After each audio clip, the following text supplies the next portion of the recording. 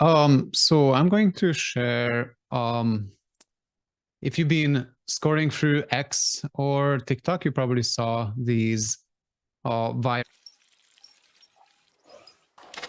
One can build such a thing using n8n.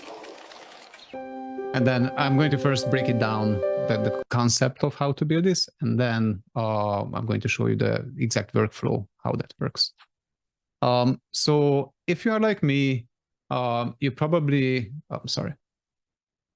so if you're like me, you probably want to make sure that once you are spending your tokens or credits, it doesn't get wasted. So making sure that the quality of the generated video or image is perfect. We want to make sure in these workflows that it is directed from the art perspective as well.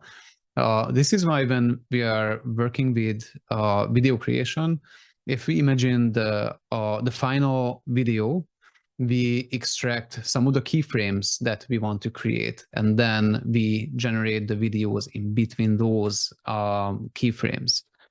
In this case, we are going to work with an initial image, a midway image, and a complete image. And then we are going to create 3 video segments from these, one between the initial and the midway, and the second one between the midway and the final one. And we are going to create a showcase video at the end.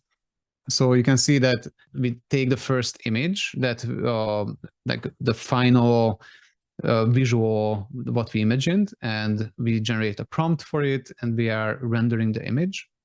And once we approved it, then we use this like complete state of the video, and we task the LLM to generate a new prompt for like this worn down, muddy initial image that we are going to start from. And then once we have that, we are using that to create the midway image. We are using these images to create the videos. So you can see that between the first initial image and the midway image, it creates all the scene, the whole scene for you. Same for the between the midway and the complete image. And then we use the last frame to generate some showcase, just to show how the scene, what you generated, looks like. And then we merge it all, and we are going to arrive to the video that you already saw. So let me show you how the actual n8n workflow works. So as an input, we describe the video, and I have this description of the renovation of this rural village where the street is muddy, houses are worn down, and it gets turned into this nice Austrian style village.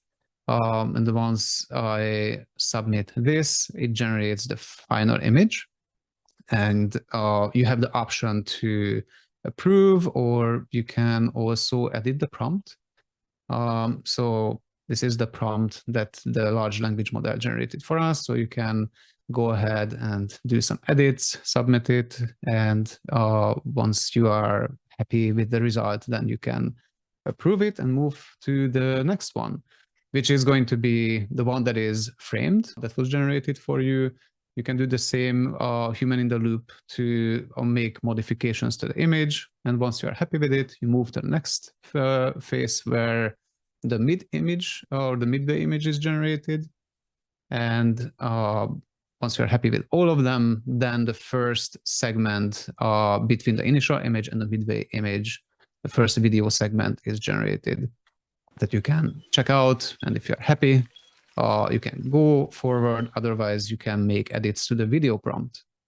Then after moving to the next one, yeah, it seems repetitive, but when you are doing art direction, I think it is important to make sure that you are happy with all the pieces. And after approving the last one, then we arrive to the final video that you can download. And basically that's it, the whole workflow. For the workflow, I have created several sub-workflows for running the generation of the images and the video and merging them together. And in the like the whole main workflow has a couple of interesting features that I would like to call out. So first of all, in the configuration, I have extracted from the Alibaba's documentation the best practices for image generation. So as a system prompt, it's all passed into the large language model. And the same for the video generation. So that is also using all the best practices. You can think about it as a agent skill. And these are passed into every single large language model calls. Like one other interesting feature inside these forms is how difficult it is to style the different parts of the form elements. But this is very n8n specific. You need to be targeting without any IDs or classes the elements inside. So that's always exciting to try to build something that has a good user experience. So one more thing is that I usually extract the sub-workflow IDs into a configuration because it is a lot easier to share it later when you edit this configure me node than it is being used here inside the sub-workflow call. So then it won't reload the input data and won't ruin your workflow. So these are just like small details that I have added to the workflow. Where you can take this further if you want, there are a couple of interesting directions where you can take this. One is you could connect it to Telegram, WhatsApp, and Slack, or any other way to interact with the workflow. Or even using webhooks, you can put it into OpenClaw if you want, and keep the different human in the loop as, let's say, as an email message. So that's a nice way to handle it if you want to take it further. And you could also completely automate it if you want, but I would not recommend it because sometimes the prompt is not going to give you exactly what you were hoping for, or the generated prompt. So even if the video model is perfect, it is very difficult to get what you want for the first try.